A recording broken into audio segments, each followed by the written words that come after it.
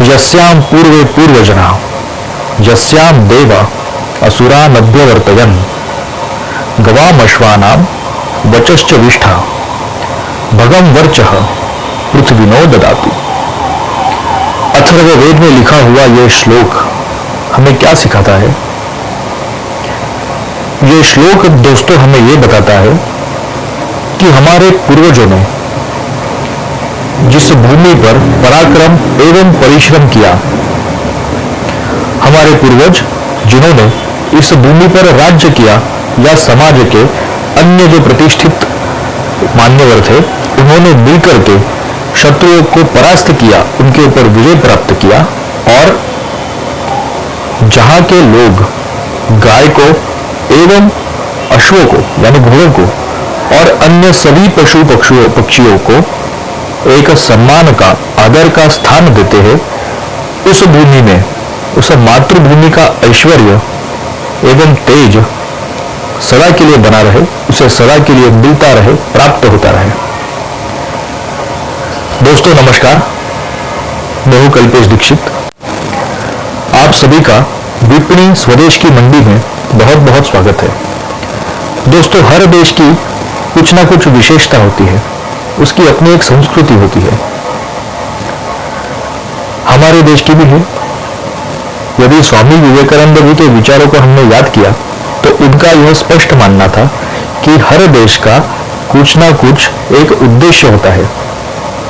जब तक वो लक्ष्य प्राप्त नहीं होगा तब तक वो देश बना रहेगा, और जैसे ही वो उस लक्ष्य को प्राप्त कर जाएगा वैसे दुनिया की पटल पर, दुनिया के नक्शे पर उस देश का कोई वजूद नहीं रहेगा। दोस्तों हजारों साल होने के बाद भी अपने देश का अस्तित्व वैसे ही बना हुआ है। महत्व दुनिया की पटल पर दिन ब दिन बढ़ता जा रहा है। ऐसी क्या विशेषता है? कुछ तो बात है हमने कि हस्ती हमारी दिखती नहीं। वो बात है क्या? स्वामी जी के विचारों को अगर हमने फिर से याद किया तो वो बात अध्यात्म है। उनका यह मानना था कि भारत का लक्ष्य पूरी दुनिया को अध्यात्म सिखलाना यह है। अध्यात्म एक ऐसा शास्त्र, एक ऐसा विज्ञान जो व्यक्ति को उसके सारे बंधनों से मुक्त करके परमानंद, सच्चिदानंद का अनुभव दिलाए, उसे मुक्ति प्राप्त हो जाए। और इसीलिए दोस्तों हमारी जो प्राचीन विद्याएं हैं, कलाएं हैं, विज्ञान है या शास्त्र है, कोई भी आप उठा लीजिए, उन सब की जड़ें कहीं ना कहीं अध्यात्म से जाके जुड़ती हुई हमें दिखाई देती है।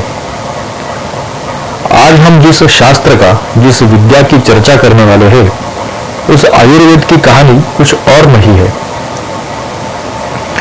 दोस्तों आयुर्वेद को अगर डिफाइन करना हो, उसकी व्याख्या करनी हो, तो एक अच्छा श्लोक मैं आपको बताता हूं।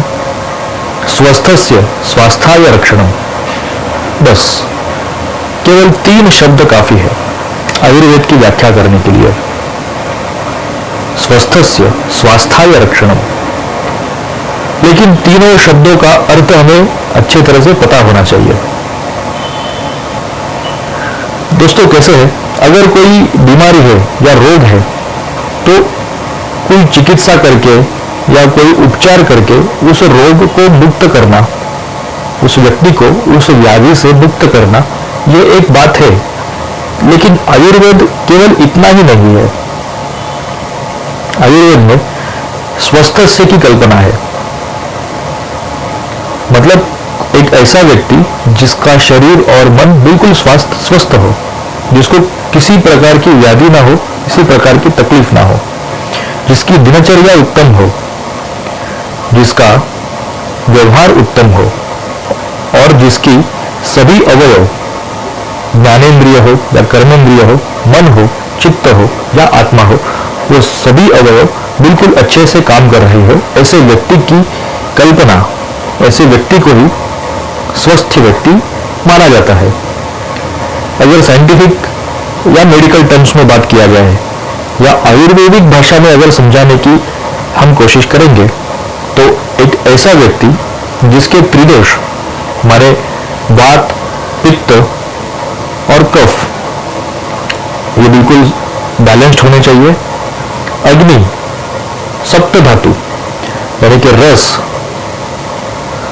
रक्त, मांस, मेद, अस्थि, मज्जा और शुक्र, ये सप्त धातु भी जिसके बिल्कुल बैलेंस हो। त्रिमल यानी कि मूत्र, स्वेद, पुरुष, ये सभी जिस व्यक्ति के सामान्य रूप से काम कर रहे हो उस व्यक्ति को स्वस्थ व्यक्ति माना जाता है और ऐसे व्यक्ति के स्वास्थ्य का रक्षण, मतलब इस बैलेंस में कहीं भी इम्बैलेंस ना हो, उसका स्वास्थ्य कहीं भी मन का हो या शरीर का हो या चित्त का हो या आत्मा का हो, उसका स्वास्थ्य कहीं भी ना बिगड़े, उसकी रक्षा करने का तंत्र मतलब आयुर्वेद। और जैसे जैसे समय बीतता गया वैसे वैसे नई तकनीकें उपलब्ध होती गई। आज सबसे ज्यादा जिस मेडिकेशन टेक्निक का उपयोग होता है, प्रयोग होता है, वो है एलोपैथी। हम सब जानते हैं कई सारे रिसर्च एडवांस्ड टेक्निक्स यूज करके अलग अलग रिपोर्ट्स निकलती है, उसकी जो रीडिंग्स होती है उसके आधार पर एलोपैथिक ट्रीटमेंट का कोर्स फिक्स होता है। जैसे होम्योपैथी है या नेचुरोपैथी है और ऐसे कई सारे मेडिकेशन की अलग अलग चिकित्सा की पद्धतियां आज हम अनुभव कर रहे हैं। लेकिन दोस्तों, इस सत्य को कौन ठुकराएगा कि आज भी सबसे शाश्वत अगर कोई चिकित्सा पद्धति है तो वो आयुर्वेद है। अभी कोरोना के संकट से हम निकल ही रहे हैं। घर घर में फिर से काढ़ा बनना शुरू हुआ था कि नहीं? आयुष मंत्रालय ने भी उसकी जो डायरेक्टिव मेजर्स थे उसके अंदर आयुर्वेद से निकले हुए कई सारी पद्धतियों का उल्लेख करके उसे पब्लिश किया था। गर्म पानी हो, हल्दी का दूध हो या कई सारे ऐसे नुस्खे हैं जो हम अपने दैनंदिन जीवन में आज भी इस्तेमाल करते हैं, वो सब आयुर्वेद से ही निकले हुए हैं। कोरोना के संकट में लगभग लाखों से ज्यादा संख्या ऐसी होगी कि जिन्होंने केवल आयुर्वेद का ही प्रयोग किया और वो कोरोना के व्याधि से भी मुक्त हुए और आज एकदम स्वस्थ जीवन जी रहे हैं। ऐसे भी कई सारे उदाहरण हैं। और इसीलिए दोस्तों, आयुर्वेद को कम आंकना या उसको भूल के किसी दूसरी चीज को अपनाना, ये हमारे लिए सही नहीं होगा और दुनिया के लिए भी सही नहीं हो सकता। हम किसी दूसरी टेक्निक को ठुकराने की या उसे कम आंकने की कोशिश नहीं करेंगे। जो रिसेंट रिसर्च है, जो आधुनिकता के आधारित कुछ नई टेक्निकें बनी हुई है, उसका भी उपयोग करके और आयुर्वेद का भी प्रयोग करके इन दोनों को मिला करके जो बनेगा वो सबसे अधिक अच्छा होगा। यही आज अधिकतर डॉक्टरों का और रिसर्च करने वाले लोगों का मानना है। आयुर्वेद में पंचगव्य चिकित्सा, इसका रेफरेंस कई सारे जगह पर मिलेगा। जैसे मैंने पहले कहा था कि केवल उसी को सत्य न मानते हुए उसके ऊपर भी और अध्ययन करके आधुनिकता का उपयोग करके आज जो भी मटेरियल हमारे पास अवेलेबल है उन सभी चीजों का उपयोग करके जो निकलेगा उसको रिफाइन करके आयुर्वेद से जोड़ के जो पद्धति बनती है वो एक और अच्छी, एक परफेक्ट पद्धति बनके उभर कर आती है। पंचगव्य चिकित्सा में सबसे मूल अगर हम बात कही जाए तो आधुनिकता उसमें बिल्कुल है, लेकिन उसी के साथ साथ उसका जो मूल है वो भारतीय संस्कृति से जुड़ा हुआ है। पूरे दुनिया का कल्याण हो, इस बात को मान के जो संस्कृति बनती है वो भारतीय संस्कृति है और वो पंचगव्य चिकित्सा में आपको जगह जगह पर दिखाई देगी। आने वाली वीडियोस में आप वो देख सकते हैं। इसकी जो पूरी संकल्पना है वो आयुर्वेद के आधार पर ही बनी हुई है और उसी के साथ साथ पंचगव्य चिकित्सा मानो गाय या गौ माता, ये उसका एक सेंटर ऑफ अट्रैक्शन है, जिसका एक मध्य बिंदु है।